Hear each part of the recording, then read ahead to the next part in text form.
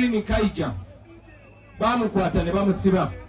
Omulimu gwe yali akola mu kibiina kyaffe gwe mulimu Alex Weso gwe yasooka okukola gwe bayita training and patriotism.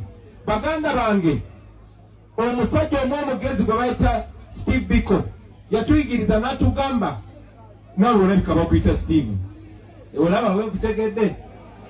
Steve Biko yatuyigiriza n'atugamba the most powerful weapon in the hands of the oppressor is the mind of the oppressed. Ekyokulwanyisa ekisinga okubeera eky'amaanyi omuntu okunyigiriza kyabeera nga kirina mu ngalo ze bwe bwongo bwo. Naye bw'omugyako obwongo bwo ne bwebuusa bannange oba omuwangudde.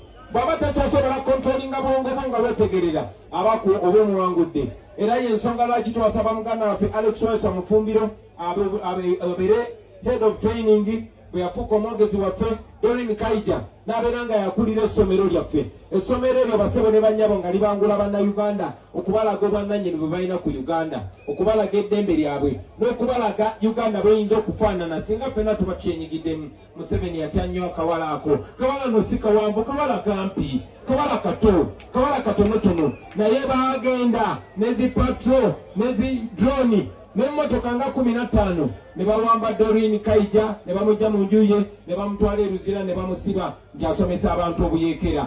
Baganda bange nze nga bagamba ti bwe kuba kuyeekera ffe obuyeekera bwaffe buli mu mateeka si bwaba Museveni obwettemu. Tetuli batemu, tetuli baziba misango, tetukasuka mayinja, wabula tukwata bendera y'eggwanga ne tugamba tugenda kuyeekera buli kibi, tugenda kuyeekera buli mubbi, tugenda kuyeekera buli ekitunyigiriza.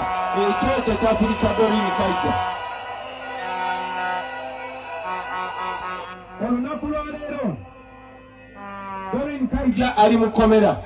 Olunaku lwa leero Alex Weso Mufumbiro ali mu kkomera nga baasibwa awatali musango gwonna.